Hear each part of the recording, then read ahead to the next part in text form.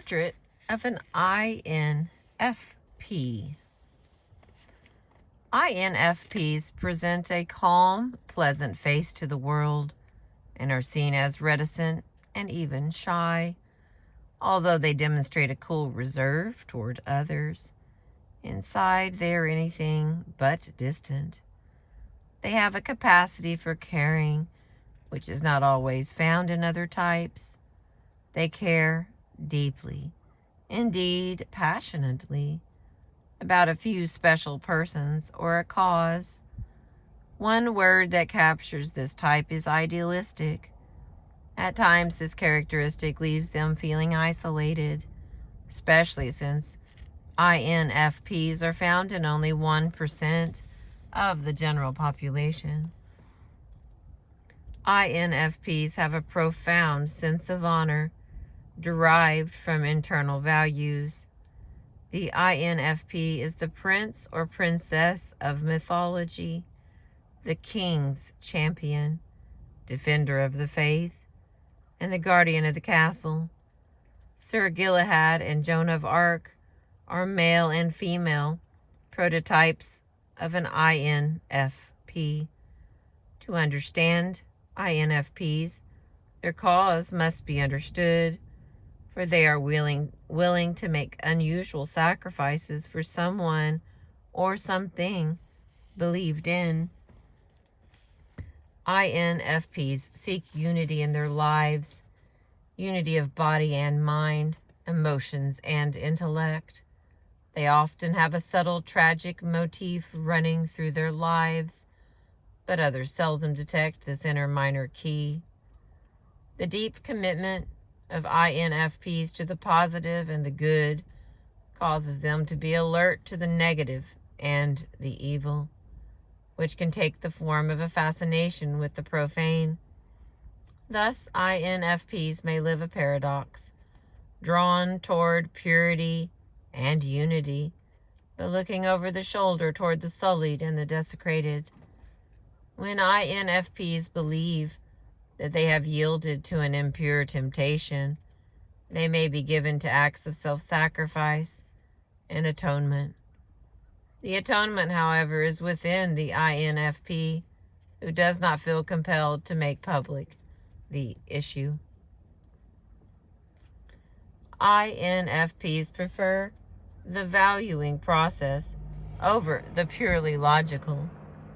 They respond to the beautiful versus the ugly, the good versus the bad, and the moral versus the immoral. Impressions are gained in a fluid, global, diffused way. Metaphors and similes come naturally, but may be strained. INFPs have a gift for interpreting symbols, as well as creating them, and thus often write in lyric fashion. They may demonstrate a tendency to take deliberate liberties with logic. Unlike the NTs, they see logic as something optional. INFPs also may at times assume an unwarranted familiarity with the domain because their global impressionistic way of dealing with reality may have failed to register a sufficient number of details for mastery. INFPs may have difficulty thinking in terms of a conditional framework. They see things as either real or fancied and are impatient with the hypothetical. At work, INFPs are adaptable, welcome new ideas and new information, are well aware of people and their feelings, and relate well to most, albeit with some psychological distance. INFPs dislike telephone interruptions and work well alone, as well as with others.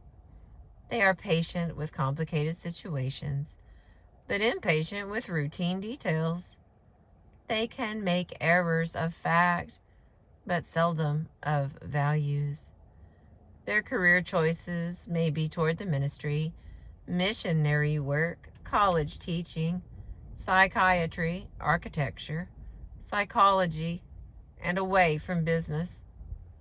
They seem willing and usually are able to apply themselves scholastically to gain the necessary training for professional work, often doing better in college than in high school.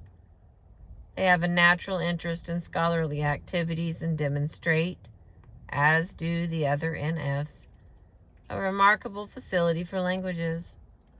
Often they hear a calling to go forth into the world to help others, and they seem willing to make the necessary personal sacrifices involved in responding to that call, even if it means asking others to do likewise.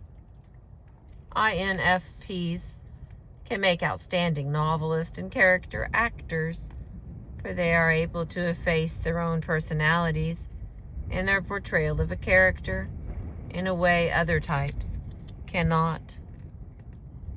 As mates, INFPs have a deep commitment to their pledges. They like to live in harmony and may go to great lengths to avoid constant conflict. They are sensitive to the feelings of others and enjoy pleasing those they care for. They may find it difficult to reconcile a romantic, idealized concept of conjugal life with the realities of everyday living with another person.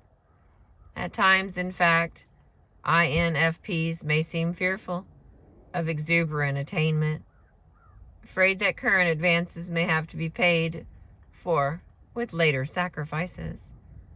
The devil is sure to get his due if the INFP experiences too freely of success or beauty or health or wealth or knowledge, and thus INFPs guard against giving way to relaxing in the happiness of mating. They may have difficulty in expressing affection directly, but communicate interest and affection indirectly. For INFPs, their home is their castle. As parents, they are fierce in protection of home and family and are devoted to the welfare of family members. They have a strong capacity for devotion, sympathy, and adaptability in their relationships, and thus are easy to live with. They are loyal to their family, and although they may dream of greener pastures, if they stray into those pastures, they soon locate the nettles.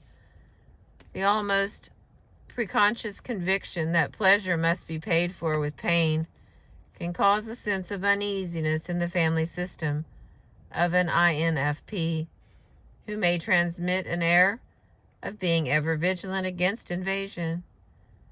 In the routine rituals of daily living, INFPs tend to be compliant and may even prefer having decisions made on their behalf until their value system is violated. Then INFPs dig in their heels and will not budge from ideals. Life with an INFP will go gently along for long periods until an ideal is struck and violated. Then an INFP will resist and insist. Thank you for listening. I appreciate you.